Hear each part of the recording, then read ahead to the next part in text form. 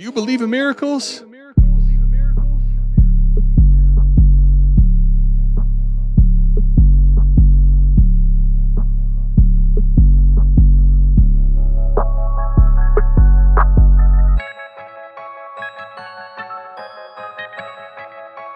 We got Fizzle in the house. Fizzle, what's good, man? Fizzle, glad to have you here. Let's go. This the South Harmon Podcast. Glad you here today. Hit that Patreon link if you here to stay. Dynasty, best ball, that's my favorite way. 40 chess trade show, let's make a trade today or check a AMA. You know Adam at the ATM. Mike always in the building, he gon' stay with him. They gon' start every show off with their own trade. Fantasy's a big ocean, they made their own wave. Make sure you tapping in Tuesdays and Saturdays. Tuesday night, Saturday morning, ain't no better way. Hit that notification bell when the news break. Go subscribe right now, don't get the news late. Destination Devy, that's the team. Dynasty football, man, that's my favorite thing. I remember Biggie said it was all a dream. Now people watching on their phones and computer screens. Welcome to the team. Let's start the show.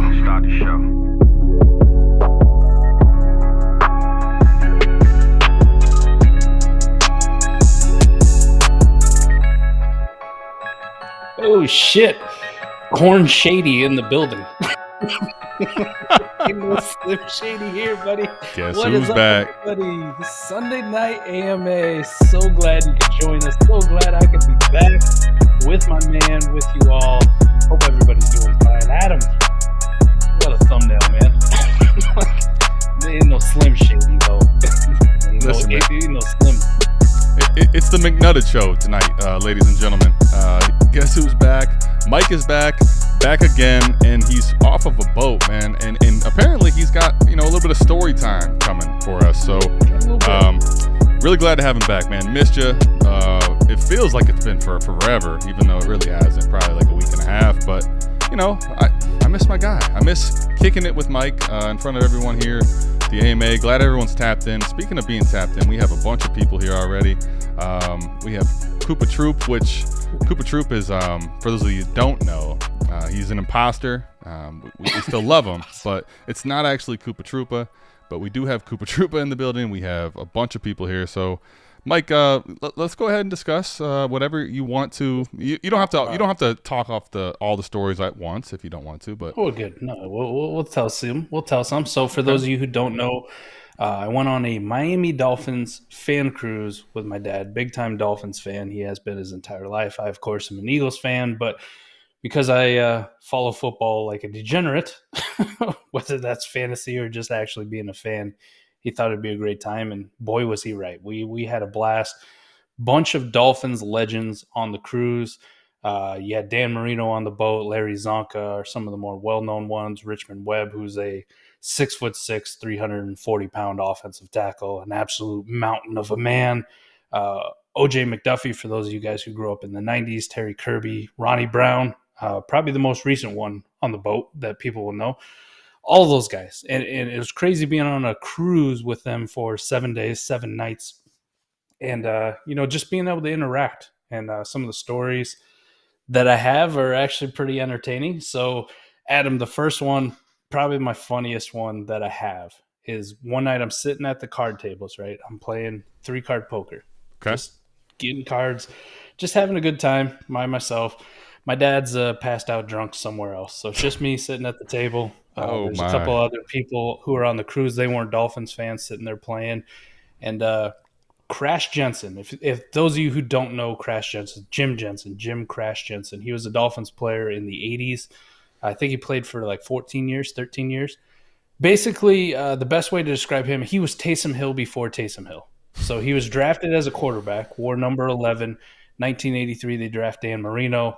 It's pretty apparent he's not going to get to play quarterback for the Dolphins. Right. So he becomes a H-back, plays special teams, punt return, kickoff. He got the nickname Crash because he'd go down and just break up wedges, right? Just crash into them.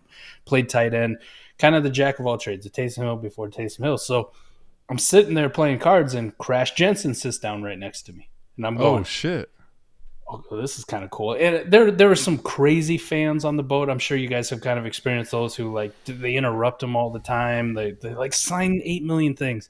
I was just like, oh shit, Crash Jensen's there. I kept playing cards. All of a sudden, he taps me on the shoulder.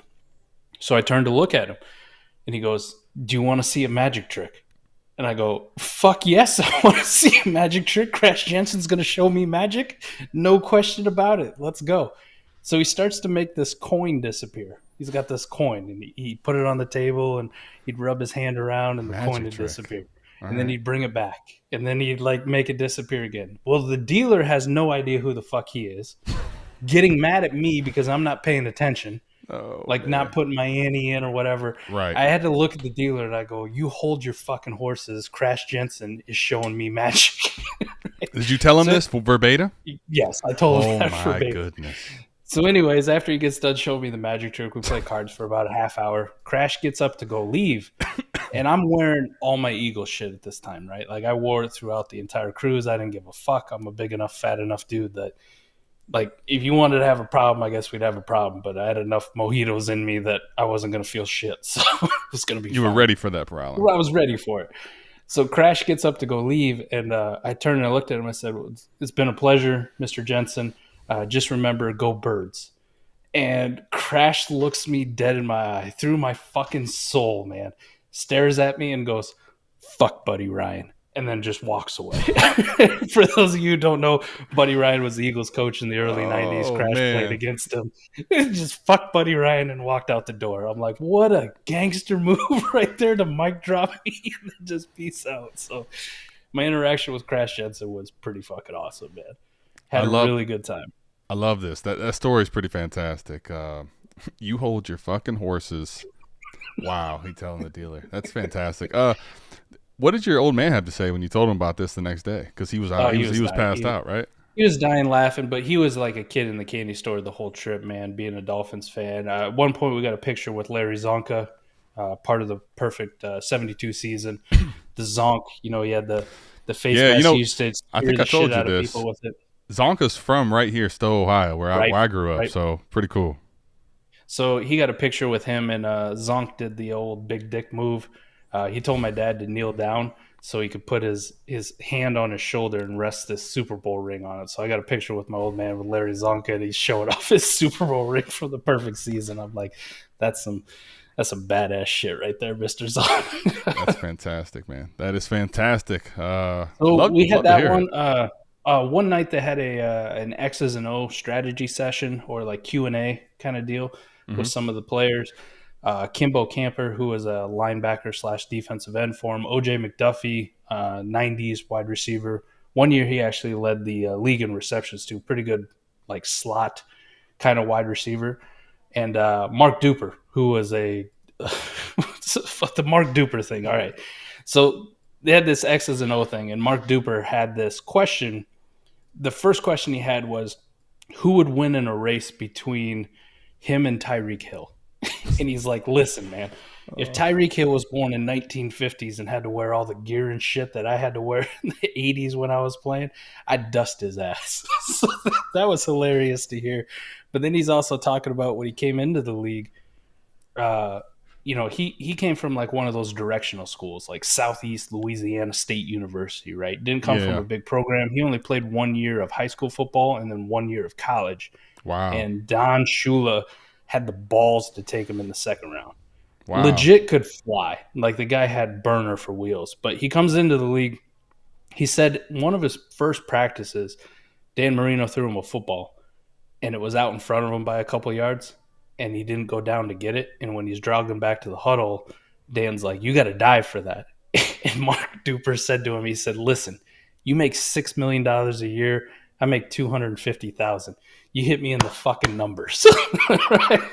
Like, what kind of balls you got to tell Dan Marino? Wow. You make $6 million a year. You should hit me in the numbers. Like, what a badass. But they were talking about some information for y'all to take that I told the Savage members as part of that Q&A. They were talking about what they thought of the Dolphins going into next year. And OJ McDuffie does a podcast for him, and he answered the question. So did Kimbo Camper, because he's tapped in with the organization as well. He actually went out and played golf with Skylar Thompson, Cody's boy. If Cody's tapped in, he'll be excited. All this don't drop Skylar Thompson on here to get Cody excited. Don't. But they were talking about how the offense last year had a lot of communication problems, specifically with the offensive line. It was Mike McDaniel's first year calling plays, obviously first year being a head coach and implementing his system that he wanted to run. And some of the play calls would take 20 seconds. They're 22 words plus. And the offensive line would maybe miss like one word. And it might only be whether they're sliding to the left or sliding to the right. So right, yep. And it's getting Tua killed. It's getting them absolutely nuked and murdered. They're up against the play clock every single time. So one of the big emphasis OJ McDuffie was talking about is that they're trying to pare down the offense, trying to make it more efficient, trying to make it more efficient from the standpoint of instead of being 22 words, it might only be 10, and one word applies to two positions, right? And they're working on Tua and his wide receiver. So a lot of times last year you saw Tyreek Hill's running 60 yards downfield. Well, Tua's not getting the football 60 yards downfield, right? Right, not with that protection. They're working more and more on trying to hit him in those intermediate routes with him and Jalen Waddle. So the long story short is the organization does trust Tua. The players trust Tua. The people who are in the know around the organization like Tua. The biggest question is, can they keep him healthy? And they think with the changes that they've made, the changes that Tua's made, the changes that they're making to the offense, they're going to keep him healthy. And for us as fantasy players, that's big news because if they believe in Tua, they can keep him healthy. We saw when he was healthy last year, he was a very good quarterback. Like you can go look at our spike week, consistency weeks, our data sheet that we have on it. He was fantastic. Go look at points per game in his healthy games outside of that Green Bay game where he was healthy in the first half, looked awesome, and then concussed in the second half and looked terrible. So Tua, I was more in on Tua, even though I was already in on Tua, I'm more in on Tua after that one. So a lot of good stuff during the cruise, interacting with it. Another quick funny story, playing at the casino the first night. It's like 12:30. The buffet is open till 1 a.m. My dad goes, hey, let's go upstairs and get some pizza before we pass out in the room. 12:30 a.m. I'm sitting there. This giant man walks up to me and he's like, hey, do you know where to get pizza? And this man is Terry Kirby. He used to play running back for me. He also played for the 49ers. He's got him and his wife. He's like, do you know where to get the pizza around here? And I'm like, yes, Mr. Kirby, you're following the right fucking guy. Follow the fat guy. I'll show you exactly where the buffet is. So, why do these stories all sound so much like Mike? My goodness. Having these kind of interactions with these NFL players and getting to talk to them, all week, multiple times. You just run into one. We had Joe Rose. He does a radio broadcast for the Dolphins, played for him as a tight end in the early part of the 80s. I think he caught Dan Marino's first touchdown pass, so that's kind of his claim to fame. But he does color commentary for the Dolphins radio network. People trying to give me shit while we're sitting in the sports bar about, don't talk to him, Mr. Rose. He's a Dolphins fan, or he's an Eagles fan. He's like, fuck that. And I literally sat there drinking mojitos, talking about the Philadelphia Eagles on a Miami Dolphins fan cruise with the guy who does color commentary for the Miami Dolphins radio network and who played with him for 30 minutes. That's the kind of shit that I couldn't get over, is the fact that I was able to have those kind of interactions. And it was an amazing trip. Long story short, I had a blast. All the Dolphins players were fantastic. Dan Marino's an asshole. That was about the only one. Everyone else was really cool. So did you try to talk to him at all? Have any interaction? What makes you say that? He wouldn't interact with anybody. Okay. He was only on the boat for 2 days, and then he peaced out and went to the Masters. So, okay. It's kind of a dick. I love that these stories, they sound very McNutted like. Here's the thing about McNutted, right? I think Mike is a misunderstood gentleman, and I think the reason is because he is going to be him no matter what, and that's whether you are someone in the chat, someone you're on Twitter, some are in our Discord, or if you're an NFL football player that happens to have big status, or you're the dealer that gets to tell him what to do. He doesn't care. He's going to treat you all the same, and I fucking love this. Glad to have you back, buddy. By the way, Scott says, Big Mike, welcome back, boss. Scott was on the trade show last week. We appreciate Scott being in here, man. And we got a bunch of questions. So I'm glad that you had the time of your life. It sounds like it. I'm sitting here jealous, man, because that sounds like quite the experience. The late nights. If they ever get a Cleveland Browns fan cruise or Philadelphia Eagles fan cruise, we got to go together. We're on it. Right? We're on it. Yep. Got it. And if it's a Philly one, I'm going to tell them all that I'm a Browns guy, and they're not going to care because the Browns haven't had success like Philly has, so they're just going to laugh at me, whereas they're going to get mad at Mike. But anyway, all right, man. Let's get into some questions. We appreciate everyone being here. We are really glad to have Mike back. So let's start off with one actually towards the bottom. I'm going to get to the ones at the top. Don't worry. If you have one that you really want answered, make sure you super chat us. But I do have a good one here, Mike, that's towards the bottom that is on the same topic before we totally switch gears. Any talk about Dolphins RBs on the boat? We looking at Wilson Mostert combo again, or is there no talk about it? No talk about it. The only running back information I have is meeting Ronnie Brown. That son of a bitch looks like he could still suit up and play tomorrow. I would not. In phenomenal shape. And meeting him in person, right? You get to watch him on TV. Meeting a guy who played NFL running back recently in person is like there's no way I'd try to tackle that guy ever. Ever. I don't know if there's enough money you could pay me to try to tackle Ronnie Brown. Like, I'm good. It's interesting because I remember you were saying how I've been drinking whatever happens. I'm ready for it. If it was Ronnie Brown, I don't think you're having the same conversation. I don't think you're quite ready. Whatever happens with the Dolphins fans, right? The other fat, out of shape. With Ronnie Brown, nobody wants that. Not the Dolphins legends, because all those guys, even the guys who are in their 60s, OJ McDuffie is still ripped to shit, and he was a slot wide receiver. I'm like, no way, like this dude would kill me. And when I met Richmond Webb, the offensive tackle, got a picture with him in my Eagles jersey, standing next to that mountain of a man. I'm like, holy hell, like this guy's intimidating as hell. But he was a sweetheart. He was an absolute sweetheart. Love it, man. All right, so Balada the Bards, how do you try targeting wide receivers in tough wide receiver rooms? Example, Panthers, Chiefs, and Jaguars. Well, so like Panthers and Jaguars, I get what you're saying. Well, I understand what he's saying as a whole here. So like the Panthers, right, there's no one really there. I'm sure you're talking about Adam Thielen going over there now. Terrace Marshall projects to be one of the main pieces there. It's probably not going to be a very good offense, a very efficient offense. The Chiefs, for different reasons, not that it's a not efficient offense, but there's Travis Kelce, and then everyone is wanting to know what's going to happen with the receiver room. The Jaguars is just an offense everybody wants a piece of, but now with Ridley coming over, it's a little more convoluted on who's the alpha, who are the ones you actually want and don't want. So I'll let you start, Mike. Fresh off the boat, man. Keep it real. What do you think? I think the Panthers are kind of the one that you throw out here. You know what I mean? Like, I don't have much interest in those guys, right? Yep. That's kind of the outlier here. I get the general consensus, though, on the Chiefs and Jaguars. Like, those are tough rooms to navigate because they're, one, the quarterback's good, two, the offensive system's really good. But the Panthers, on the other hand, it's like, Adam, I don't have a lot of interest in those guys. Thielen, Terrace Marshall, I mean, whoever the hell it is now, it's just like I know somebody needs to catch a football there, but unless it's like best ball and I'm paying late thirds for these guys, like I really don't care. Like I just go shop elsewhere. The Chiefs and the Jaguars, on the other hand, the Jaguars a little bit easier for me. It's like I want Christian Kirk and I want Calvin Ridley. As good as Zay Jones was for me last year, like that's kind of just dead and gone now. Like I flip the page and I go to the new year and it's Christian Kirk, it's Calvin Ridley. The Chiefs one is probably the most interesting. It's like, do you still believe in Sky Moore? MVS is always probably going to be a good best ball dart. I don't think you want any part of him in a lineup league at all. Like, I'm good. If anybody has interest in any MVS I have in a lineup league, take him. And then Kadarius Toney.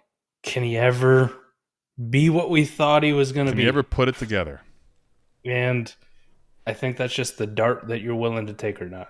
So most of the time, I'm not gonna lie. If I'm tough, if I'm going to these tougher wide receiver rooms, like the basis of the question, I'm probably just avoiding them, right? Like I'm probably gonna avoid the Chiefs. I think they probably all cost more than what I'm willing to pay. The Jaguars, on the other hand, I think that one's different for me, where it's like I want Christian Kirk at cost, I want Calvin Ridley at cost, and I want Evan Ingram at cost, and then right. Nothing else. Like I'm good with the rest of it. And the Panthers, I'm probably just avoiding altogether. Yeah, I think the Panthers is one, like in lineup leagues, you know, I'm good on, man. Even in best ball, like I've thrown Thielen into a deal where someone will consider him something of reason. Terrace Marshall, same thing. The Chiefs is tough because, like in lineup leagues, I have a hard time believing that any of these guys are actually going to amount to guys that are not just weekly spike guys that are that way because of Mahomes, that they're actually consistent starters. That's my fear there. I'll say this right now, as the Jaguars receiving room stands, I think it's actually pretty easy, even though people struggle with understanding how it's going to work out. And I get that, but like for me, it's easy in the fact of I want Ridley, I want Kirk a little ahead of Ridley. So I want Kirk first, Ridley just behind that, and then obviously I do want Ingram at tight end. I think what makes the Jaguars really tricky is there's been a lot of noise and talk about them taking another guy in the first or second round. Right. And that, I think, is what will make it tough as hell to evaluate that room, because if you have Trevor Lawrence, who you believe in, and you have the quarterback whisperer, right, and you want to take the next step forward, and you got this cheat code quarterback rookie deal, yeah, let me draft another rookie receiver that we have on a cheap deal again. You get 3 receivers and Ingram in this offense, and ETN getting sprinkled in there. All of a sudden, now you're really having a hard time with what to do with this group of guys. Right. So. It makes it where you just want to almost trade away the receivers, but do everything you can to get the quarterback. Right. Yes. It's almost like they cannibalize themselves. Where we have the Jamar Chase like T. Higgins, but to a little bit lesser extent, like not as sexy. Where you go like, man, I love both these receivers, but if they could just get rid of one of them, Joe Burrow to Jamar Chase would be epic. Or Joe Burrow just to T. Higgins would be epic. The fact that they cannibalize a little bit like brings both of their values down, but it doesn't make you not want Joe Burrow. Like you really want Joe Burrow. You just go like, T. Higgins. Jamar Chase is there. Jamar Chase. Well, T. Higgins is kind of there. It just brings him down a little bit more. So I think it'd kind of be the same thing with the Jaguars. If he gave him 3 weapons, they draft a guy in the first round, holy shit, man, that'd be impossible. I love Christian Kirk to death. I've come around on Calvin Ridley, but if they drafted another guy, it'd be like, I think I want to get out of these dudes and just in lineup leagues. In best ball leagues, I'm still going to keep them because they're still going to have massive spikes. But I think I'm going to do everything I can to get in on Trevor Lawrence. For sure. And I think the other thing, too, is right now currently why the Chiefs and the Jaguars are so different than the Panthers, right? In lineup leagues especially, like you will take the variance up and down of, let's say, Kirk and Ridley because there's Evan Ingram here, like Scott says. Right. But the difference is in lineup, I'm willing to take that because I believe they're attached to really high-powered, high-scoring offenses. You know what I mean? So that's where I'll take the inconsistent weeks, but know that their consistent floor is much higher than a lot of those Chiefs, and that their pop weeks, because it's a good offense, could be really high. If you add in the third receiver in the first or second round of this year's draft, that's where it becomes a lot more convoluted. So that's, I think, our overall take. By the way, Fizzle's up here. Mike had to lay low until the beard grew back. I told you guys before he left, I said, watch, he's going to come back. Look at this beard. It is it's looking good, man. It's almost back. By the draft, it's going to be like it never left. That's Fizzle. Do you think Calvin Ridley coming back though does kill Zay Jones? Right, Scott put in there Evan Ingram's a target earner, and no lie, like that hurts. When he's healthy, man, he's legit. Yes. But Zay Jones, like, do you think it's pretty much done for him? Like he had a wonderful year.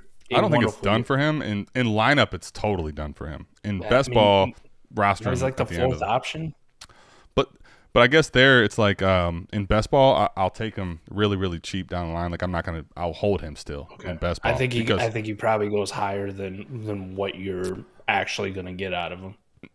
I would agree. I'm not saying to draft him, right? I'm saying if I have him, I'm not going to just cut him on these 30 right. rosters. Like he could totally still end up having 5 catches and a touchdown and matter in best ball. Right. But like I would not. You have to expect his expectations for him need to come drastically down. I would agree there. Gotcha. He kind of falls into that. Like I think the name from what he did last year, far outweighs what he's going to do for you this year, even in the best ball. Like in a lineup league, it's probably dead and over with, right? That's just a grease piece you throw into a deal. that's what he is. 100%. We do have a super chat. Castle Black says, both of your thoughts on who is rookie wide receiver 2 after JSN pre-landing spots. Also, Buddy Ryan is a legend. Mike, I'll let you go first. I know what mine is.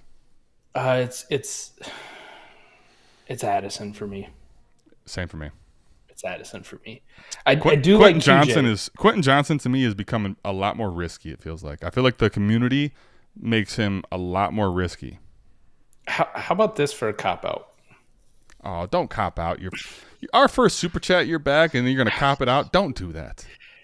Listen, man, the separation for me between Quentin Johnson and Jordan Addison is a lot closer than it is between either one of those guys and Jackson Smith and Jigba.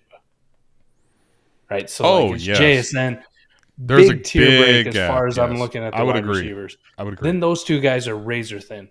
But then there's also a massive tier gap between those two guys and the next ones. Like, I love Jalen Hyatt. I love Josh Downs. I've come around to Marvin Mims. Zay Flowers has been a guy that I've liked for a while. I got his damn signed helmet right here. Back there. There we go. Damn signed Zay Flowers helmet back there. But, like, there's a big gap between QJ and Jordan Addison and those guys for me as well. So, yep. I'm going to say, though, it's Addison for me. It's Addison I do like QJ's movement skills. This is going to sound stupid, Adam, but if it's he not had the first actually, time, so just do it. Just say it. the way he moves, and the way he is willing to go up for jump balls, and the explosiveness that QJ had showed, outside of the whole TCU don't scout the helmet bullshit, all the TCU Big 12 wide receivers that have kicked us in the balls in the past. If he had actually measured in at 6'4" and not 6'2", like, I would be so much more in on Quentin Johnson. But the fact, like, I'm not going to lie, 6'2" was a bit of a disappointment. I go, like, 6'4" is a legit, like, holy shit, this is T. Higgins who can move. And instead it's like, well, this is kind of more like Des Bryant, just not as thick. So what you're saying is that old adage of size doesn't matter. It's all a lie. It's bullshit. Right? Yeah. 2 inches is a lot. That's what you need to tell my wife. My goodness. Oh man, I love what's happening right now. All right, Castle Black, I hope that answers your question. Buddy Ryan is a legend. I think Mike at this point is a legend. What should I look to get for Njoku in a non-tight end premium league? I have a few tight ends and need to move off of him. Mike, this is a good question here. Can you get a first for David Njoku in a non-tight end premium league? I don't think you can. Maybe if someone like actually really wants a tight end, they might send you what's currently already stated as like 112, 111 type thing, right? 111. And let me ask you, would you do that? If I had other ones, yeah. Like, I'm just gonna liquidate this dude. Oh man, I kind of struggle there because like I feel like let me tell you why. I feel like 112 and 203 are like the same thing this year. Like if I don't move it, like if I press the button, yeah, I get my current shot. But I feel like 112 and 201, 202, 203, 204 even, they're like all, you get the same type of ranges of outcomes. So for me, like that's not really doing enough leveraging, I feel like. You do get the reset, the youth button, and then you also get, your age reduction, obviously. You get the I young, think thing. In a non-premium league, like if I could get 110 through like 204. Oh, I didn't read that part. It's non-tight end premium? Yeah, I would do that. I would do that, yes. Sorry, I'm thinking tight end premium. No, I get it. In a tight end premium league, I think you're... Yeah, I answered the question from a tight end premium lens. You know how many tight end premium leagues, these pre-NFL drafts, I'm sitting there going like, shit, I'll just take Michael Mayer here. Yes, right. Like, I need more than that for David Njoku. I value David Njoku more than I value Michael Mayer. So, in a non-tight end premium league, though, if I get the 110 to 204, 205 maybe, I must say 204. 204 is going to be my cutoff. You give me that, you can have it. Going back to that question, Scott brings up a really good follow-up. You get any two receivers. So you get, whatever your pick. Addison and Quentin Johnson. You get Addison and Zay Flowers or JSN in a start 11 lineup league. What side? I want the two receivers. Really? I would take JSN there. Get the fuck out of here. Really? Yeah. I would say this lineup start 11 is right on the cusp of I would consider the two. if this is lineup start 12, I absolutely want the 2. But I think because the shallower it gets, I'd just rather have JSN because I don't think you're going to be able to put JSN in your lineup for most of this year, if at all, and be like, yeah, this is a guy that's going to matter when I start him, right? But I think that's what everybody wants in those type leagues is that guy. They struggle a lot more with Quentin Johnson or Jordan Addison. Not saying they couldn't end up having a big surge in value in the right landing spot, but what I know today, like if let's say I take Quentin Johnson, let's say I take Addison, right? Let's say they both end up in kind of bad landing spots. They don't have a good quarterback and all that. Like that's a tough spot for their value to accrue, right? I'm not saying it can't, but like in this league, I want to consolidate. Lineup start 11 is a great question because it's right in the middle. It's really close for me. 9 and 10, I definitely want JSN. I think 11, I'll still lean JSN. Once we get to 12 and more, I'll take both sides. I'll take both pieces. For me, outside of like a start 8 or a start 9, I'll take the 2. You'll take the 2, just on the variance of bumps and values and what you can move them for. Right, and especially, I mean, we haven't even had the actual NFL draft yet. Like, there's a possibility. We're doing 13, Adam. 13 pre-NFL rookie drafts, right? We've done like 7 or 8 are complete. We're in the middle of a couple right now. Like we'll have 13 done before the actual NFL draft. Yep.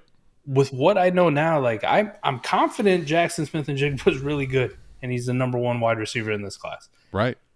But I have no idea. Like QJ ends up getting taken by the Chargers at the end of round 1. That's that's part of what you get in variance. That happens. Jordan right? Addison goes to a good landing spot. Like shit, maybe the Chiefs are like, we don't believe shit in Sky Moore. We're going to take Jordan Addison. That's our dude, or whatever the case may be. These guys could end up in fantastic landing spots with good draft capital, and if it happened, that's why I want the 2 for 1. Sitting here right now. Can I tell you why though? In lineup start 11 and shallower. That for me it's that way is because who is the guy that's unequivocally going ahead of certain quarterbacks in these type leagues? Right.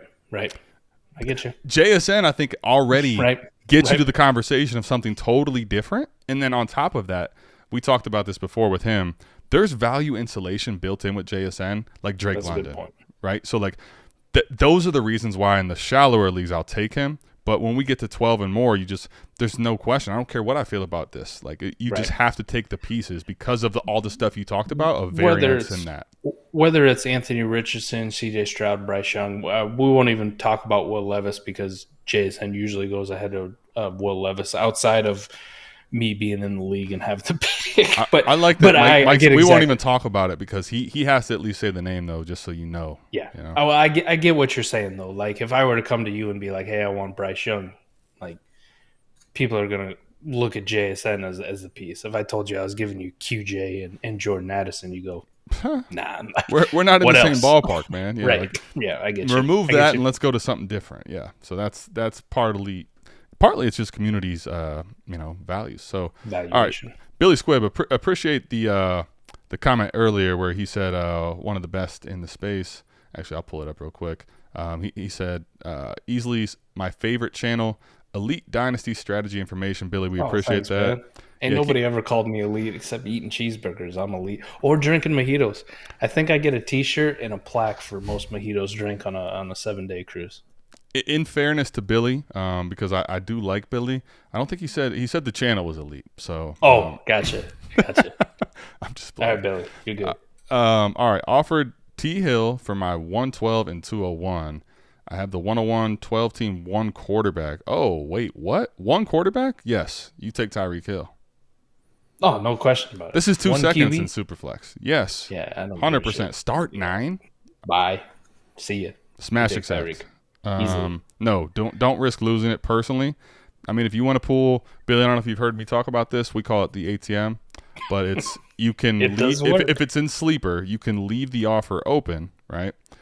And instead of hitting the counter button and taking away this offer, you could do a new offer, right? So don't counter, leave that open. You make a new offer, and in the new offer, you say you add in whatever you want back, this third or whatever your little extra piece is. And then you send that. If he hits decline, you go back to that original offer and just hit accept.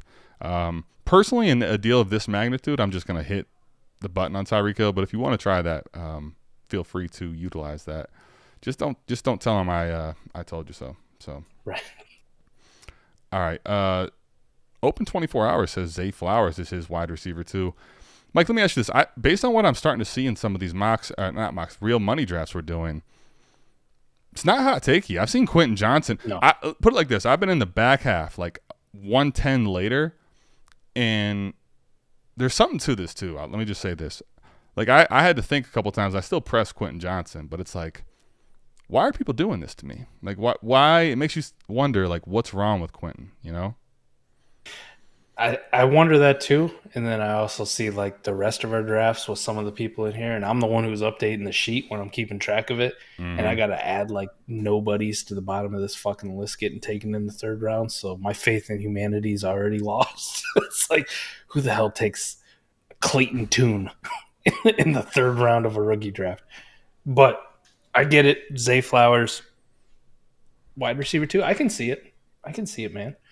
I don't have it that way. I love Zay, but I don't think you can teach some of the skills that QJ and Jordan Addison have. Like, Jordan Addison has a lot of like Smitty to his game, which I absolutely love.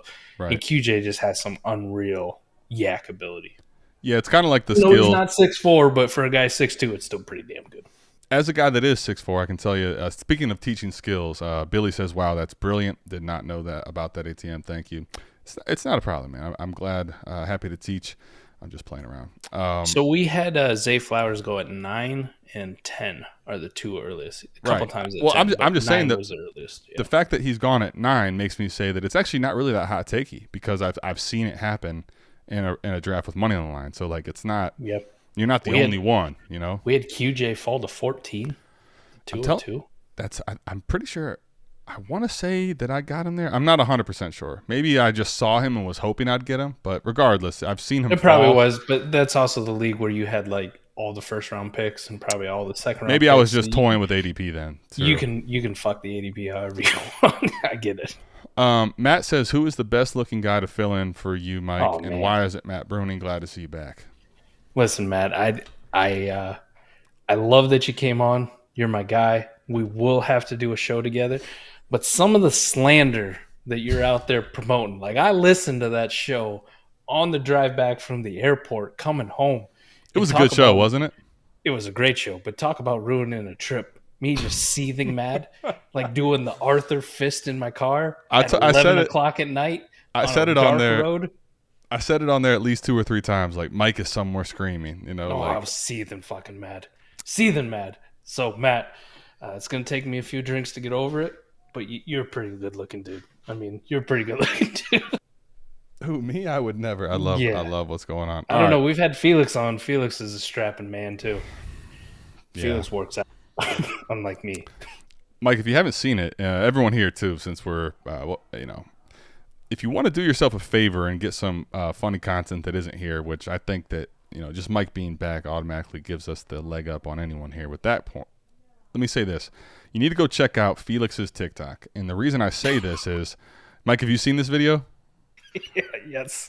So, Felix is just, he starts off. Actually, you know what? I'm not even going to ruin it for everybody. I'm not going to give you a play-by-play. Go watch it. Go check out Felix's TikTok. Watch 5, 6, 7 videos. You'll see it. And when you watch it, you will know this is the one that Adam sent me to go see. So we'll get some extra views your way, Felix, man. Right there. All right. So anyway, Matt, appreciate the comments here. All right, let's get some more questions. We have a bunch queued up here. We did get a super chat. Oh, we got another super chat? Let's go. Let me pull that up. Castle Black again? Oh, no. Never mind. That was the first one. Got a Dr. B. Harris. Let's go, Dr. B. Harris. Who is the worst quarterback 3 you would want on a Superflex contending roster? Ooh. What's the cutoff point? Dr. B. Harris, I guess the other question that really makes this important is, are we talking lineup or best ball? Because I think for me that does change it a little bit. Oh, man, worst QB3.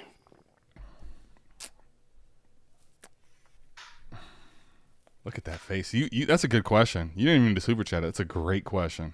Mike is lineup thinking. Lineup leagues. We can just talk about it from both sides. That's true.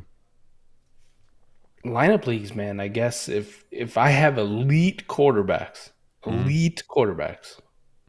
don't even need a QB3. Like, I don't feel good about it, but I don't need one. Yes, you do. Come on. Yes, you do. Come on, man. I'm rocking Patrick Mahomes, Jalen Hurts. Yes, you do. I'll tell you why you need one. Patrick Mahomes has that kneecap issue again, right? That's why. I'll go find one. And because what happens is then, and I'll tell you why, it can be a lower end one. I'm with you as far as like you don't actually need one, but what you need is just the appearance of one. Let me phrase why I think you're right, but also to give a little more context. If you have this happen, okay, and let's say it's a season-ending injury, now people want to break your balls because they know you are needing one.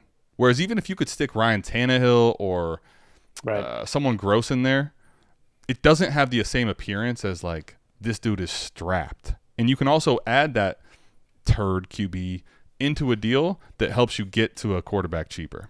Listen, though, if I got my own draft capital or maybe a little bit extra draft capital, I don't need a third one because I can go find some shitter. Yes, you do. What if it's what if it's week 14? That's fine. I'll go find a shitter. Oh, you know how many quarterbacks I'm started sorry. the game? I didn't hear that. You're saying you go find a shitter that you go find Brock Purdy last year. Gotcha. I go find Brock Purdy. I go find the David Blau started a fucking game. Like, I'll pick this dude up off of waivers. But even like week 7, week 8, right? I know Jalen Hurts is going to miss 4 games. Mm. Like, I can go get a Baker Mayfield, a Ryan Tannehill, a Jimmy Garoppolo. Like, there are people out there who are like, please just give me any second for this fucking guy and get him off my team. Like, I'm cool. In the scenario of normal, yes, but a lot of times, what I found at least in lineup start 9 leagues, 10 leagues where I've had this happen, is all of a sudden the price of the brick goes up, and they know what's happening with you, and it's you and me, so they know you got picks, and it's like, all right, you're gonna have to pay something stupid for them. So my only point is you want to have a QB3 that doesn't have to be very high end there, but you want something. Well, let's just say you have an average roster, because I'm just talking about the elite of the elite. Let's say you have a QB1 and a top QB2 12 guy, and you got a QB in that like 15 to 16, 17, 18 range, like somewhere in that. Okay.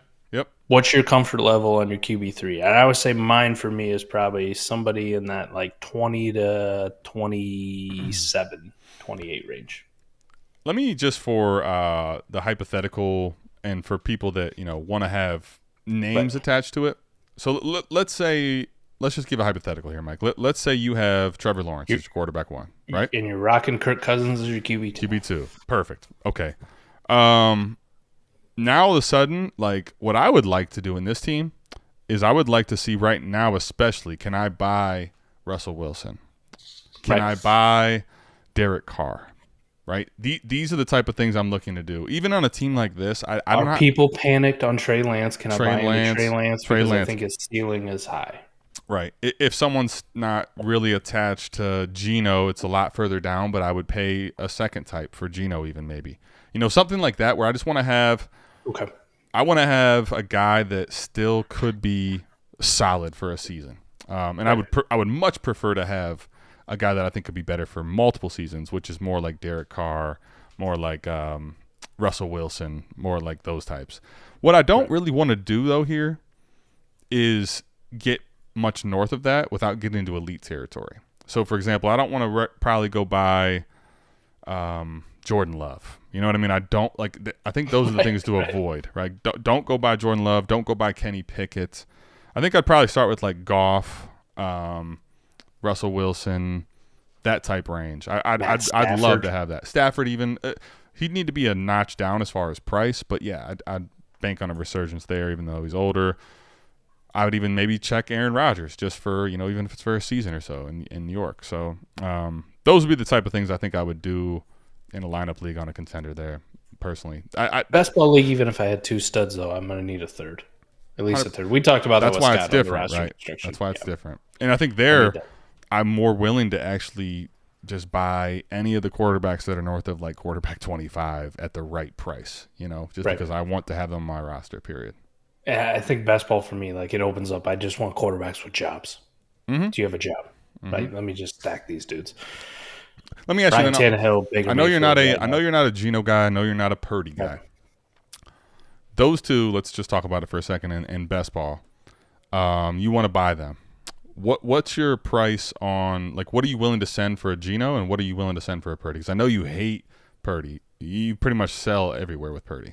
Purdy, I wouldn't buy. Okay. There is no price period? 4th rounder. You wouldn't send a third for Purdy? Nope. I sold for thirds, man. Well, multiple, not one. No, singles. You sold us for one third? Like 301, 302, 303. Yeah. All right. Well, that's basically a 2nd-round pick in this year's class. All right. I mean, okay, fair enough. So not Purdy. So what about Geno then? Geno? 2nd? Mid-second? What if someone says, what if you got 3 quarterbacks and you need depth there? Someone wants your 203 that you acquire from someone else. Would you do it? Someone wants my 203? No. Okay. No, I'm going to take the shot. So it needs to be. Okay. So let's say. So you're saying it needs to be like my 205 and later 206. 205, 205, 206.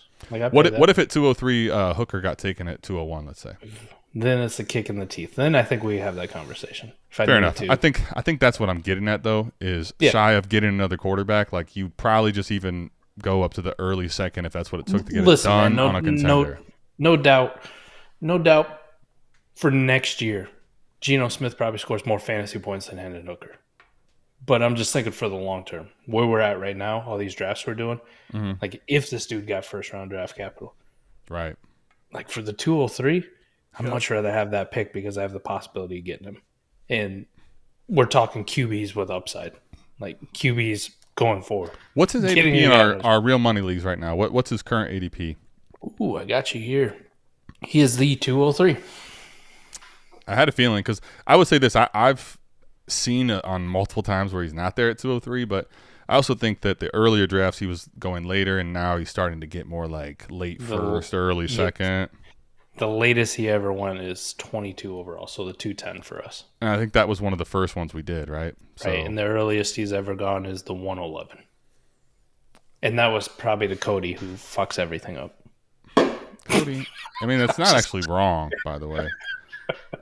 We still keep having him back at Savage Semester. I'm trying to find. Oh, here it is. Sorry, Gerard. I know you had this question queued up, and I was trying to find it. I had it starred. What order are you guys ranking the top 4 quarterbacks right now? Great question, Gerard. I hope you stuck around for this, and if not, I hope you come back to check it out. I'm gonna say top 5 quarterbacks.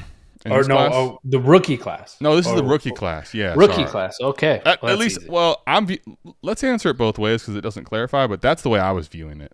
Because it's pretty easily 4 in this rookie class, right? Rookie class, right? Yeah, let's go with that. Will Levis for me, still. Anthony Richardson, still. Wait, you have Will Levis at 1? Been there, man. Been there. But let me just ask you this because I think we need to at least clarify. Would I ever take Will Levis as the first quarterback off the board? You're saying you think that he is in value for you as far as like what you think he can become in the NFL. But you're acknowledging you would never trade for Will Levis what you would trade for the other 3, and you would never draft him as the same price, correct? Trade is a different thing. But really? Draft really? No. Draft no. Okay, so what does the trade for look like then? Like what would you trade for Will Levis then right now? Same thing I'd trade for Anthony Richardson, CJ Stroud, Bryce Young. What is that? What does that look like? Look at that face. He does not like to answer this question on air. Ideally, I want to trade some pick this year outside of the top 7. And like 2 seconds. Like I mean, that would be pretty easy. Right, that'd be pretty easy. What about if you couldn't do that? What about if they wanted futures, like 24 and later? Okay. So would you send a 24 first and a 24 second? Yeah, I think it would. Would you send a 24 first and 2 24 seconds? That's getting too pricey for any of them. Okay. I'm trying to get the price out in front of everyone, so that. But you're saying first and second, yeah. But you're saying if you were buying in the 24 class as far as futures go, you're going to send that same price for all 4. Basically, they're even. Okay. Yeah. Interesting. I'm good. I like them. So for me, Will Levis, Anthony Richardson, CJ Stroud, Bryce Young, but they're all in the same tier for me. And being completely honest, you'll never catch me drafting Will Levis at like 102 as the first because the market doesn't dictate that I have to. You will draft him at 105, though, correct? I will draft him at 105. Right. Those other guys are off the board. I'll take him at 105 all day. Because he's always going to be there at 105. It's I shouldn't say always, but damn near always. I've not seen him go ahead of 104. Unless I'm in a damn draft with you and I'm picking 106, you take him at 105 to be an asshole. Well, I mean, I will do that, and it's not even to be an asshole. It's just to do it, right. because I enjoy those type things. But let me say, for me, I have currently, Gerard, I got A-Rich at 1. I have CJ at 2, Bryce at 3, and then I have Levis at 4. I personally have A-Rich, CJ, and Bryce in a tier. And I would say this, before a few months ago, I probably would have had Will Levis in them, like all pretty close, like Mike was saying, of what I would trade for them. But right now, I actually have, like, I would say I have A-Rich as a 1A. Those guys, the other two, is like 1Bs. And then I would have Will Levis in the next tier. And the only reason that actually is not because I'm trying to project where I think their careers can go. Because I actually, one of the things I've learned by playing and listening to people that create content and have staunchly fought against all kinds of quarterbacks is that this is the hardest this is the hardest position to evaluate, is the quarterback position. So we miss here. Like, people that they miss all the time. I mean, Mitch Trubisky went ahead of Watson and Patrick Mahomes. Like, the NFL misses, the community misses. But one thing I can tell you is that from a trade perspective, what you can trading for them is one thing, but trading them away, Will Levis to me does not hold the trade value away even close to those other guys, which is why I put him in the other tier. Not that I don't like the talent, not that I don't think he has a great arm and could develop into something special. It's more so that I think that he needs to be in a tier below because of how the community values him. And what the reason I say that is because I also play in a portfolio. If I played in, like, let's say 3 leagues and I wanted to take him there, okay, fine. But when I play in 20 leagues, if I don't do that, what it sets me up for, and the reason I say this is, if I end up with, let's say, 10 to 12 shares of Will Levis in 20 leagues, that is problematic. It could be beneficial. If he pops, yeah, that'd be awesome. All my teams get that big pop, right? But where it's problematic is if I have 10 to 12 shares and I can't trade out and I end up having to hold him and the value just is tanking, that's the type of thing that can be really, really damaging to your entire portfolio, which is why I have to put him in a second tier for myself. It can be. My biggest pushback on quarterbacks, especially guys who get first-round draft capital, is you don't have to worry about that year 1. It doesn't matter. And you really don't have to worry about it until, like, midway through year 2. No, right? But you also, I think with Will Levis, there's a scenario where if the pop doesn't come, the floor is a lot lower, whereas But Stroud, you don't need the pop. You know what I mean? But if the pop doesn't come, he's basically still where he's at value-wise, which is today trading lower than those other 3 is what I'm kind of getting at. Man, I'd say yes, but I've seen this Trey Lance bullshit for the last couple of years, and it doesn't really matter. It really doesn't. But Trey Lance the community loved Trey Lance, right? Even though he didn't do anything. He was going 203 after he didn't play for a whole year. He has all the tools that you ever want, right? Yeah. But they also everybody thought that Trey Lance was like this cheat code quarterback run into football and all that. This is what I mean, Adam. This is what I'm talking about, is the fact that, I mean, you talk about maybe the floor isn't as bad for CJ Stroud or Bryce Young if they don't do anything. Right. I'm saying that people have bailed so fast now on Trey Lance and they hate him so damn much that it doesn't matter. That is the fallacy to me. Not the fact that people don't like them more than Will Levis. Mm-hmm. Like, I'm with you. Maybe the fall off is faster in Will Levis. Like, he gets written off quicker, more close to like a Zach Wilson than Trey Lance. But it doesn't matter. Like, if you're bad and the community turns on you, they fucking turn on you, right? They don't care if you have every tool, you're 6'4", 220 pounds, and run a 4.4 40, and you ran for over 1,000 yards in college like Trey Lance. You have all the tools and a fantastic offense. When they turn on you, they turn on you. Like, it's done. So it doesn't matter for CJ Stroud or Bryce Young. Like, I think maybe I can make the concession that for Will Levis maybe it's a little bit quicker. Right. But But to say, like, it's not as bad for CJ Stroud or Bryce Young, it'll still be bad. Like, if they're fucking when the horrible, cliff starts coming, it will not be good. I'm in 100% agreement. But I think the floor starts higher for them. And I think they'll be given a little bit longer than Will Levis because the community's ready to write him off on any first bad pass. That's part of the problem. That's fair. I mean, so it's well, but Kenny Pickett also is quarterback 19 right now, right? He actually lost value, but it's really because of just the quarterback room. My only point is Will Levis has a shorter leash with the Dynasty community. He has a lower floor starting point. So if I'm overexposed there, it's harder for me to trade out because I do actually need a little bit of bump in value to actually make the pivot out for the spot. I'm not saying that I'm out on Will Levis. I'm just saying that I'm going to put him in another tier because of those reasons. And you'll see unless, Mike got him, I'm not letting him pass 106, 107. So I'm not out. He's in my quarterback 2 range for this. He's in my tier 2 for this class. And those are the reasons why. Like it or not, hate it, whatever you have to say, that's where I'm at. I've missed before.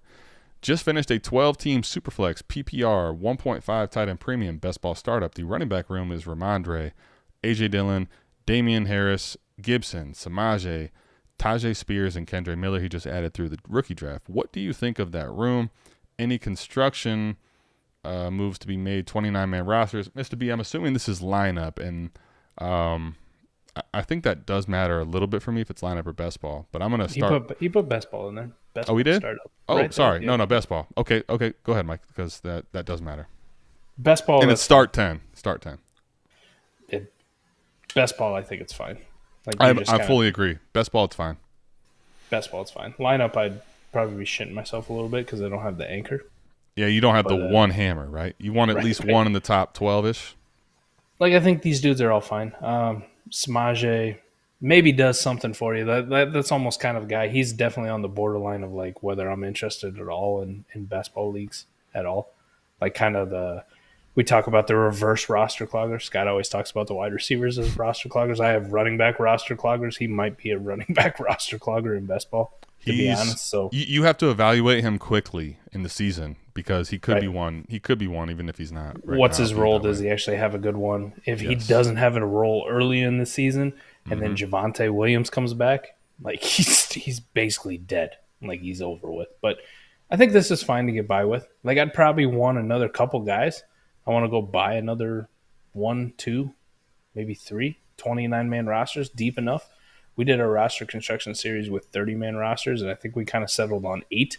That's what I was just going to say. You definitely don't have the studs to when we talk about if you had Barkley and JT and maybe 2 or 3 other guys, you go I don't need 8. I can probably get by with 6. I can probably get by with 5 maybe. Mm-hmm. You don't have those guys, so you probably want to be at the 8, so you're going to need a few more.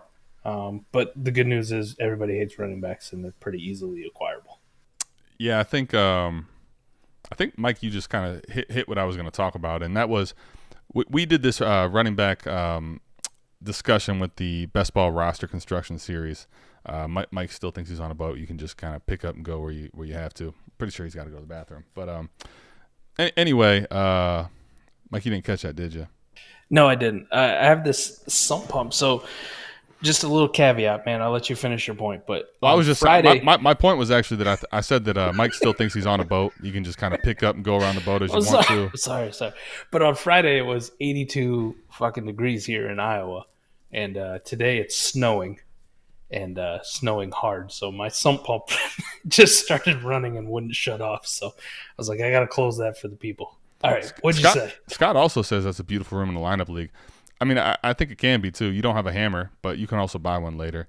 The one thing I was going to say about that, though, is that we talked about the running back room, right, and how you want to have 8. I think, having 7 right now, I don't know what your pick situation is, and that would actually be my next biggest thing is if I'm in a best ball league with this roster. I feel perfectly fine right now. I actually have running back rooms that are worse than this, and I have aspirations to contend. But I think what you have elsewhere is a big part of it. So do you have a bunch of receivers that you can, leverage for depth at the running back position when needed? Do you have draft capital? Are you liquid? Right. You don't have to have the full running back room built today. But that as a starting spot is I think, a perfect place. Now, would you like at some point as you make the contending run during the year to trade for maybe one that's a little more of a hammer? Sure, but you don't have to do that right now. You can wait and see who's been injured, who hasn't. You don't have to wait for that landmine today. You can do it later, but you have these 7 right now, which will get you by enough that you should be in the playoffs and definitely in the mix. then if you decide you want to send, maybe what you think is your late first or a couple seconds or a young receiver or something for a running back that's a hammer, you can do that. You don't need to do that right now, and I think that room is perfectly fine. Is there somebody that's locked into multiple spike weeks and consistency weeks? Not necessarily, but you don't need that. Definitely in best ball. And in lineup, you can still, find a way to make it work, but I don't need to have a hammer at running back right now. I think you're perfectly fine with those 7, if I'm being completely honest. Mm-hmm. I can get behind it. I don't mind it in best ball. I probably want to add 1 or 2 more, to be honest. But yeah, but you don't have to do it in April, I guess is the way I'm saying. You already had your rookie draft. You have 7. you 1,000%. You can ride with that even for the first few weeks and then make adjustments. I would like to have probably another 1, maybe 2, but I think right now you're perfect. Well, that's the thing too. We're gonna know in a couple weeks, a lot of those running back rooms are gonna change, right? You had Ramondre on there. They don't draft anybody. They don't bring anybody in. Damian Harris, right, is already changed. So you start feeling a lot better about Ramondre. The Bills, if they don't add anybody to their running back room, you start feeling better about Damian Harris's possible role in Buffalo. Right. But again, conversely, if they were to draft a guy in each one of those spots, you go, I only got 7. I probably need 2 or 3 more. But a lot of the bards. Sorry, Beards is on the mind because Mike has the new beard grown. Ballad of the Bards. Come on, man. Here's what I want to say, Mike, is that this is a question that shouldn't be. I shouldn't have put this on the screen because Mike's very biased about one of these. But go ahead, man. Oh, hell yeah! First part, do I foresee a return of Zach Wilson? He's getting another shot. He's getting another shot this time. I don't know that it has anything to do with Aaron Rodgers necessarily. I don't know that he's going to be there in New York for multiple seasons. That part doesn't bother me. If he ever even gets to New York, it feels like we haven't heard shit about it since the Pat McAfee show. True. That's it. Yeah, that was months ago. You may not have an announcement for a while still. Yes, he's getting another shot. And I have Zach Wilson all over the place. Not just my bias, but he's dirt cheap. You can get him for a 3rd-round pick. Worth trading Jimmy G for him and a Jacoby Brissett or Taylor Heinicke. Oh, trade away Jimmy G and get a Jacoby Brissett and a Zach Wilson? Fuck, I'm in on that. I'd do that. There's a good possibility Jacoby Brissett's a starter in Washington. They don't do anything there. What about your boy Sam Howell? I know, but he's a 5th-round pick, Adam. Come on. All right, hold on, stop. You have to have more love for Sam Howell than Zach Wilson right now. I do, but okay. We also saw that. Okay, that's all I'm asking. That's all I asked. Don't fight me. It's not the card table. Don't hit me. All right. Yeah, I'd trade away Jimmy G for Zach Wilson and Jacoby Brissett. What would you? Would you? No. Best ball. I might actually do that. Best ball. I might actually do that if I had enough.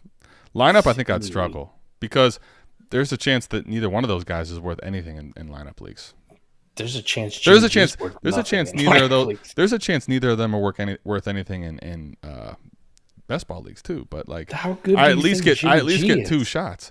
Jimmy G, I think, as much as I hate him, by the way. I think I can trade him for a lot more for the next. I have a long time, Mike, until we play football, and I think I can trade him as the starter for the Raiders. What happens when they draft somebody? What happens then? He's still going to be the starter day one. People are going to tell themselves that story, whether it's right or wrong. Fuck out of here, man. I'll take Zach Wilson and Jacoby Brissett over Jimmy G. I won't do it. No question about it. I won't do it. Doesn't matter the format. Won't do it. Oh, wow. Won't do it. Because I'm telling you, I think I have a longer time to trade Jimmy G. Zach Wilson, we already know with Zach Wilson, he is so depressed in value. When I pick him up, I'm not trading him away. If I pick him up, the idea is to hold him until he gets a value resurgence, correct? Man, I can't do it. Jimmy G. Just answer that part of the question. I understand that you want the other side. Just give me that part of the question. Zach Wilson, when you pick him up in a trade, you're looking to hold him for value resurgence. You're not going to just flip him again for – he's not flippability. Right. So that's my point is I have to hold him now for 4 months plus with the idea of he is just strictly a hold because no one's going to pay anything for him. There's more people interested in your league in Zach Wilson than there will be Jimmy G. No, that's not true. I've seen Jimmy G. Come on, man. More. I have. I'm saying I know you're bullish on him. No, I'm not saying price. I'm saying number of people in your league would be interested in acquiring a Zach Wilson versus a Jimmy G. I don't actually think so. Come on, man. Zach Wilson's 12 for 12 in a 12-team league. Jimmy G is like 4 for 12. There's 4 contending teams that go. I think you're more bullish on Wilson because I'm telling you, there's not 12 people in most of my leagues that are interested in acquiring Zach Wilson. Come on. I'm just telling you. Actually, chat. Tell if I'm wrong. Say it's me. Right. If it's Mike, say it's him. Are you interested in acquiring Zach Wilson? One rebuilding team in your league that goes like, I want Jimmy G on this squad. None. Not a fucking one. I'm telling you, there's contenders and rebuilders that don't want any piece of Zach Wilson, though. That's what I'm saying. That's fair. I still like my. But that's why I'm saying. If you answered the question, who wants more? It's Jimmy G. Yes, there's not every team's going to want them, but I'm telling you, there's leagues full that nobody wants Zach Wilson at all. I know it's crazy, but I'm telling you, that's the truth. Let's hear it. Wow. Do we have anything? That's fair. Okay, here we go. Agree with ATM on this one. Zach doesn't count though. Zach, honestly, Zach, it's bad for me that we started off this way. Jimmy G, no one wants Zach. Okay, John, that's at least better for me. I want 0 Zach Wilson, even on a shitty orphan. 18th round of a startup right now. Zach Wilson still on the board. Oh, wow. I'd acquire Zach Wilson for $5 fab. I actually wasn't sure if I was going to be right. Mike convinced me. He was so animated, I thought he was going to be right. So I'm at least glad to see that. Zach, you had me nervous because when it was Zach as the first person to speak up, I thought I was wrong for sure. This just proves my point of that tweet I sent out a couple years ago. The greatest trick the devil ever pulled was convincing the world Jimmy G is a good quarterback. No, but so here, can I say my last point on Jimmy G and we'll move on? Go ahead. The reason I say that is because I don't actually want him, but I think that people are more willing to buy him right now. So the whole question I asked you was phrased in a way of Zach Wilson to me is a hold, and I have to hope for resurgence to make that worth it. Jacoby Brissett is not someone that people think of as a sexy name. If he's a starting quarterback officially, then it makes more sense. To me, as gross as Jimmy G is, he's the most movable piece there. And I will be trying desperately to do that because I don't actually believe in Jimmy G. So the long-winded way of saying that's why I want that side. They're coming back out swinging for Zach Wilson, man. Jimmy G's fucking horrible. Golly. I'm glad he's off the boat. You know what? Mike needed this. Back to reality. You know, the card table, all the playing with all these, cards with all these, rich and big-time names. We're back to reality here, man. South Harmon is going to be right in your face. Do you ever draft for team need over value? 12-team lineup start 11. QBs are Burrow, Watson, Kyler. I have picks 101, 104, 107. Do you ever draft for team need over value? I don't know why. Was in August. I'm just trying to figure out though, like with the follow-up to that. Like, so he has a good quarterback room, and he has these. So he's basically trying to phrase, is it worth it at 104 to take JSN? I'm kind of getting out of this. If I can view it that way. I would say this. I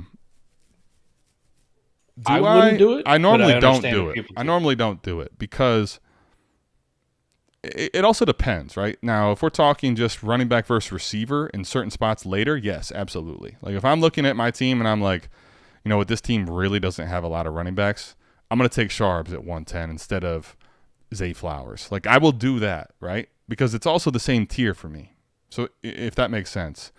But what I'm not going to do in a spot here where I'm in a huge position to leverage the quarterback position, shy away from that for need, right? So what I mean is JSN's great, but I'll take Bijan at 101. I'll take the best quarterback at 104, and if Will Levis is at 107, I'll take him too. Because now all of a sudden, I have 5 quarterbacks, and you have to come to me when you need one. And I think that will end up netting you more than probably whatever you'll take at 107 ahead of Will Levis, which is Addison or Quentin Johnson or whatever. So I think a lot of it, to answer the first question, is it comes down to the situation and the tier and what my team looks like. But here in the quarterback horde mode, no, I'm not going to do that. I'm with you. I don't. If it's in the same tier, I'm with you. Like I might look at my roster construction and go like, I'd probably use more wide receivers. I'll forego the Zach Charbonnet to take an Addison or a Quentin Johnston or a Zay Flowers or whoever the hell it may be. Mm-hmm.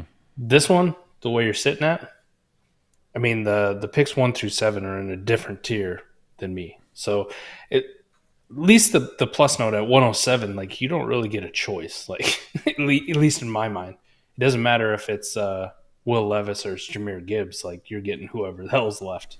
Period. So they make the choice for you. But at 104, I wouldn't forego the quarterback, Bryce Young, CJ Stroud, Anthony Richardson, whoever that QB3 is, to take JSN. But I understand if you do, because at least it's at 4. Like if he said like I had 101 and 102, and I'm thinking about not taking a quarterback at 102 because I want JSN, that's where I go, I don't know about that. I'm with you. I'd rather just take the 2 quarterbacks, Bijan, Young, Will Levis, and go like, all right, I have 5. There's only 32 starters. Most of them are shit, like Jimmy G. Right. You got to come to me for a good one. And Agreed. now I'm going to go get a wide receiver that's probably better than JSN, like T. Higgins or what we talked about when we did the trade show, right? Like that's what I'm going to go try to get. So yes, we agree there. By the way, Dustin Rockburn, appreciate this. No one's buying Zach Wilson. At least Jimmy is going to start and attract interest. See, this is the bad part. Everyone about, who has Zach, the highlighted chat. No. But here, I was going to actually show this too, because there is one, and someone says, why not take a shot on Wilson though? What can hurt? So I don't actually disagree with this statement, Alex. I guess because like you're right. If Zach Wilson actually gets a resurgence, he will go higher than Jimmy G, because Jimmy G is a safe, not sexy quarterback. But right now, for tradability is the reason that Zach did send a super chat. So we have to get to it. We're obligated. Well, then that's not even close. Alex, not that we don't value the question, but it has to go to Zach. 12-team Superflex, half-point PPR, 2 tight end best ball. Would you give 108 Goff for 105 Terrace Marshall, Juwan Johnson? Oh, man, we're getting to another Mike Love. Go ahead, Mike. You tell us first. The Terrace Marshall thing really doesn't do shit for me. Best ball does. Best ball does. It's not a lot, but it's a little. Would I give 108 in Goff? No, I don't think I would. I wouldn't. Oh, that's big for Mike to say no with Juwan Johnson. So the reason why, when I look at this, is right. Goff versus 105, I'll take 105 because right. I want that quarterback versus Jared Goff. Yeah, and even if that's Levis, or probably there's a chance that JSN goes earlier, or you could maybe flip if someone was like, okay, I want JSN at 105. You could do some stuff with that. So I want that piece for sure over Goff. But then all of a sudden, like, let's even say you win that by a little bit. I think what you lose in 108 versus Terrace Marshall and Juwan Johnson is enough to make me not want to do the deal. Even if I won it by a Juwan Johnson level, I'm looking at it go like, I can't pay the 108. No. When I get to Juwan Johnson, right, as much as Mike loves him, and I have plenty of shares. Basically, if I don't have it, it's because Mike has it and he's bought some from me. But I got a love for Juwan Johnson. It's not as much as Mike, but when it gets to 108 territory, like Juwan Johnson just doesn't. I want to buy Juwan Johnson cheap. Let me say it that way. I don't want to get to this level. I want to buy Juwan Johnson for like the 209. Yes, that's what I'm looking for. Or that's worse. Exactly what I'm looking for. That's what I want to buy him for. Yeah. All right. So, BB Gurus in a 28-round best ball startup with draft picks included. In the last rounds, are you taking vets or 4th-round rookie picks? Players available are Robert Woods, Allen Robinson, Cordell Patterson, Chenault range. So, Mike, the question really is like Woods, A-Rob, C-Pat, Chenault, or a 4th? Right now, if I'm in the startup, I'm shooting my shot at many of these rookies as possible. Like these 4th-round guys, so much can change in a couple weeks at them where you go like, oh, shit, look at this guy. He got draft capital. Right. Good example, like some 4th-round guys for us in these 13 drafts that we're doing. Kenny McIntosh, Xavier Hutchinson, Eric Gray, Jaden Reed, Parker Washington, Rakeem Jarrett, who you and Matt were just talking about. Yep. Zach Kuntz, Will Mallory, Stetson Bennett, not as much, but Keaton Mitchell, Mo Ibrahim, like those kind of guys. Yeah. Like all of a sudden, like Mo Ibrahim is a early day 3 draft pick. Right? He goes round 4 to a good landing spot. Mm-hmm. Is he worth a 412 now? 100%. Like, let me shoot my shot on it in a best ball league. Sure. Let me see if this guy wins a role. Like, we saw Elijah Mitchell come in and carve a role out in his rookie year with worse draft capital. Definitely. We saw James Robinson, undrafted, right? Like, we've seen these guys come in out of nowhere and carve out roles at the running back spot. So Laviska Shenault probably ain't ever doing anything for you anymore. CPAT is probably on his way out. Robert Woods, A-Rob. Correct. Maybe A-Rob if you wanted to get back in. Like, you were like, these last couple of years have just been an aberration, but I think the writing's kind of on the wall for this guy, man. Like, the clock is almost ran out. Like, it's Julio Jones, but younger. It's like done. Fun while it lasted, but it's probably over. But yeah, I'd rather just take these fourth-round rookie guys, these fourth-round rookie picks right now. I would say this. I think Zane, Mike is correct in the time that we are currently in, because there's a lot more excitement for any of the rookies. And you can kind of go back to some a short I put on here about how the tight end market moves, right? And there's so many tight ends in this range in the fourth round that you can shoot your shot on, that even if it's not today, when they have, even a couple decent weeks, all of a sudden, all these rookie tight ends will be exciting for people and you can move it. So there is scenarios like that there, but let's say it's not one of those tight ends that hits, or it's not a player that gets the right landing spot. If you're an active trader, I think that I want the pick for sure, the fourth round type picks, because little bumps in value all the time and just youth in general is the movement right now. But if you're someone that doesn't make like a ton of trades, Zane, and like, it's okay either way. Like, it doesn't mean that you're, a bad or a good dynasty trader or player, whether you trade like heavily frequently or just sometimes. But knowing that for yourself, I think, is a big thing, because let's say you do this, take this shot, and you're just going to ride it into the start of the season. Like, I hate to tell you, but most of the fourth round picks are going to be valued behind these players, at least some of them, like Robert Woods and A-Rob. CPAT, I don't know. Chenault's probably really gross, but in best ball might be a little higher. So my point is, if you're someone that's not looking to move, like, you're shooting a shot that could absolutely be higher but has a lot of risk in Dynasty. And we've seen so many fourth and fifth round picks that we thought were really cool be nothing. So that's, I think, the big thing for me. If you're someone that makes a lot of moves and you can move off of these type of players, whether it's a value bump or just right now what their value is, and they're a little more sexy, believe it or not, than these gross old guys, take the pick. If you're someone that's like going to draft and hold until the start of the season and then see, I'm a little more okay taking the vets in that scenario. I'm with you. Cool. I'm with you. All right. I'll tell you what, Mike. We still got to record 4D tonight, and he's fresh off the boat. So, Mike, I'm going to ask you, what do you think? A couple more questions, or do you want to go a little longer than that? Let's get 5. 5 more questions. We'll bounce out. I got 5 on it. All right, 5 questions, like man. Trey Lance, the number 5. Wow. You know what?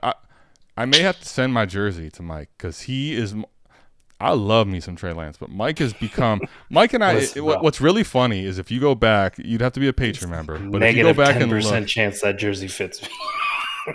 You could put it up, and it still means more. Because here's the thing. Go back to the Patreon days when it was just us there, small podcast. We had a late night, and I'll never forget, because I used to sit in a kitchen wooden chair, and if I talked too long, I'd wake up the next day and I'd go to sit in my car like, wow, I was way too long talking with Mike, because my ass would be killing me. We talked for 3 hours on this Trey Lance trade that Mike threw me and the value of Trey Lance, and I was so staunchly on Trey Lance, and he was the opposite. Look how much it's flipped in a matter of time, man. And I got his jersey and everything, and Mike is loving him some Trey Lance. He's acquiring him everywhere. I love what I'm seeing. But all right, 5 questions. 5 questions. If you want one of them, for sure, super chat it. If not, we will get to 5 questions. All right, I have a bunch actually starred, so let me go back and find these. Now that it's 5, I feel like there's more pressure. Like, there is more pressure to make them good. Yeah. Do I pick which ones do I pick? Let's see. This is tough now. All of a sudden, you weren't there for this, man. We got a lot to catching up to do on what you missed back here with Rip and a lot of things. We'll get you caught up. All right.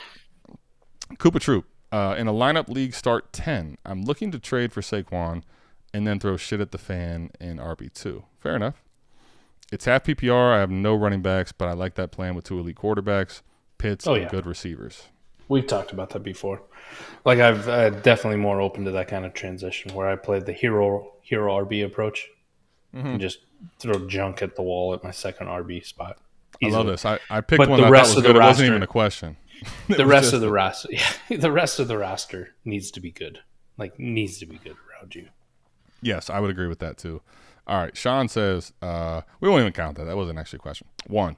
Sean, 12-team Superflex, start 10, traded Lamb in the 102, got Chase, Tua, Damian Pierce. Thoughts?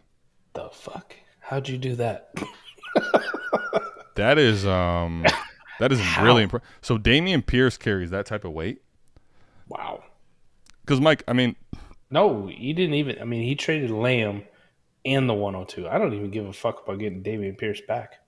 No. I'm saying is though, like,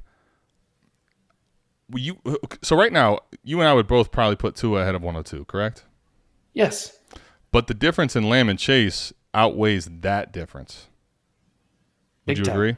And then why Pierce is on your side is like is Pierce I'm saying, is Pierce a throw-in now? Let's say someone viewed that deal as equal. Is Pierce the throw-in to get you over the top? Is that how bad he's fallen? I don't know. Maybe. Apparently. I have no idea how the hell this guy was valued. Because they must really hate Tua. Well, yeah, because they definitely do. They definitely Chase over Lamb by a lot. A lot. Yeah, it's big time. I'm taking Tua over the 102. Maybe some people aren't, and probably the people that keep trade cut.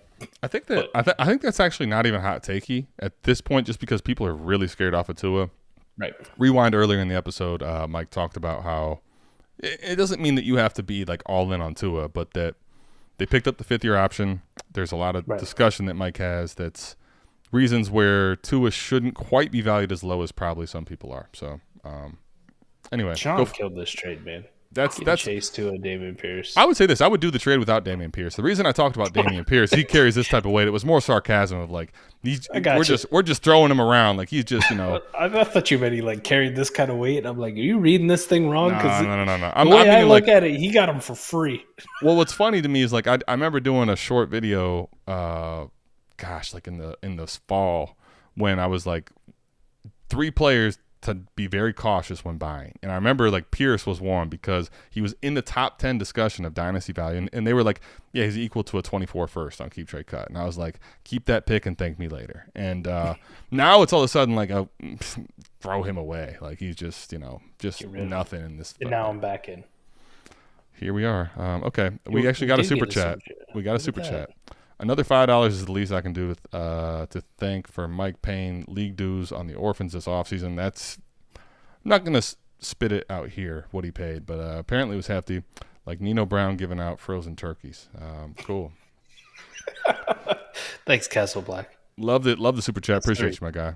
All right, 3. T-Rock. Mike, who did you miss arguing with the most while you were away? Ooh. And did you tell Adam about us yet? Let's give them something. Let's give them something to talk about. What the hell? I have no idea First off, you guys talked about. So apparently I need to be brought in on this, which... First off, I would say I miss arguing with Rip Cody the most, but I usually just walk away like dumbfounded. By the way, we have a new patron as of 5 minutes ago at Pest City. If you're on the stream, appreciate you, Pest City. Appreciate you. Welcome in. I do miss arguing with Cody, but also I didn't miss it because I walk away every argument we have going like I don't even know what he's talking about. How the hell did Trey Sermon come into this one? Mm-hmm. But come on, man. Who did I miss arguing the most while I was away? Adam. Like we don't argue that often, but we do. It's fantastic. Like how much he loves Jimmy G. He's a Jimmy G fan. And did I tell him about us? No, there is no us yet, T-Rock. All right? I'm not that kind of girl. Not that kind of girl. Sorry, T-Rock, you jumped the gun. You misread all the signals. Shot a shot too early, man. And now the worst part is the whole world knows, too. It wasn't like you just DM'd it or like it was an old, back in the day, like an AOL Instant Messenger, right? You kind of like shot your shot and then the girl just let you down easy and then like, all right, nobody has to know. There's 71 concurrent viewers that have to know, and I tell you based on our views that there's going to be a lot of people that know when it's all said and done. But like it could have been like as simple as like a "you up" text at 2 a.m. Right. That would have been better played, right? Onto it. Yeah. And Mike would have been up, right? He'd been getting pizza. He'd have been, showing the Dolphins legends where the pizza is. Like, follow me. Follow the fat kid. I got you. All right. So what'd you say? We got 2 more? 2 more.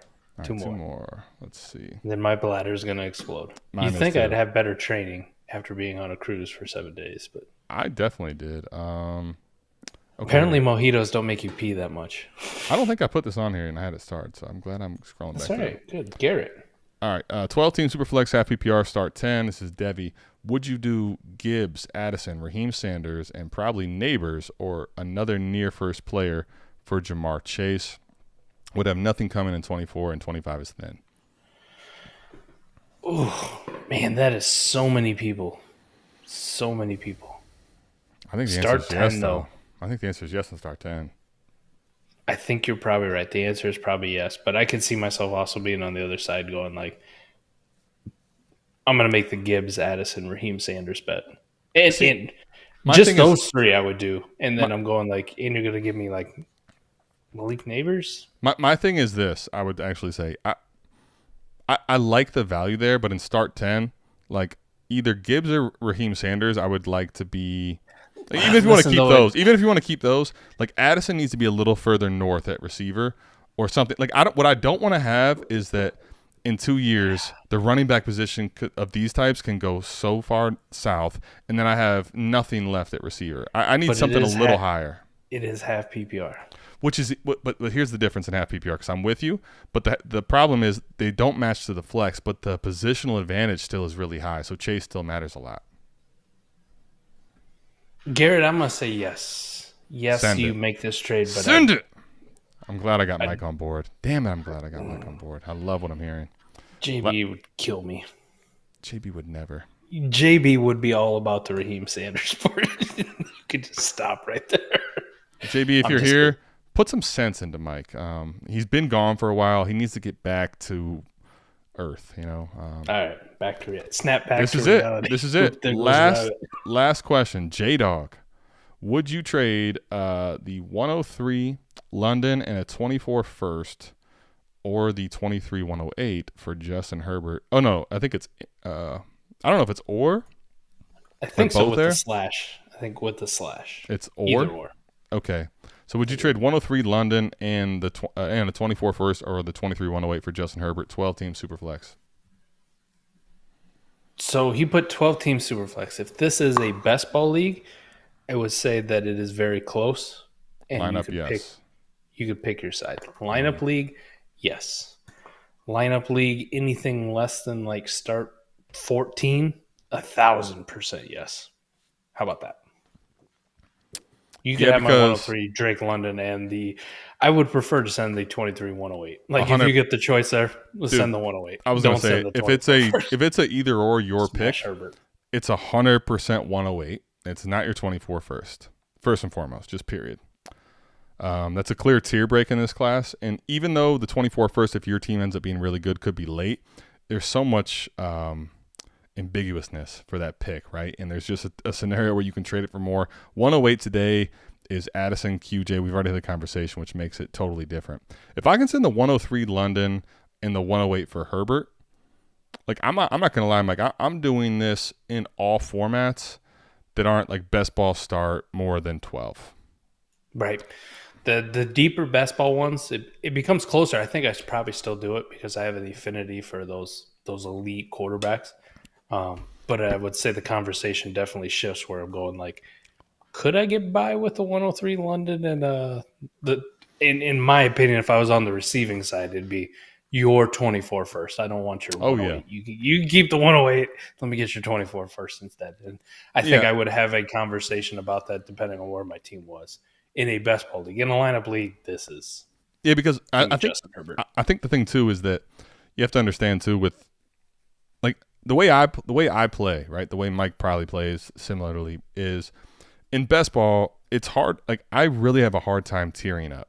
And like our principles are rooted in what Mike is, known as now as the tear down king. And the truth about that is that's basically what I'm going to do on the large majority of my trades. And what I'll do is, even craftily, you might not see it today, but I'll be picking up value over and over and over again, right?